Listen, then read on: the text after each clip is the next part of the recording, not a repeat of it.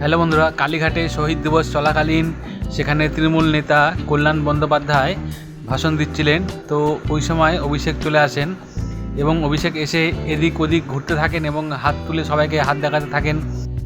তো এতে অন্য তৃণমূল কর্মীরাও হাত তুলে হাত দেখাতে থাকেন এবং তারা হাত মেলায় একে অপরকে সমর্থনা জানায় এবং অভিষেক হাঁটু গেড়ে বসে অন্য তৃণমূল কর্মীদের প্রণাম করতে থাকেন। তো এতে কুণাল বন্দ্যোপাধ্যায় একটু রাগান্বিত হন, তিনি তার বক্তব্য থামিয়ে দেন এবং তিনি তিনি চুপচাপ দাঁড়িয়ে আছেন। তিনি পরে ক্ষোভ প্রকাশ করেছেন, তো আমরা সেগুলো শুনবো।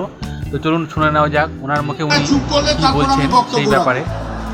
রাখো না 45 টাকা আমাকে বক্তৃতা দেওয়া করালো। এবার আমি শুরু করার পরই কিছুক্ষণ পর অভিষেক এলো। তো অভিষেক আসার পর সারা মঞ্চ ঘুরে বেড়ালো, হাততালি ঘোরালো।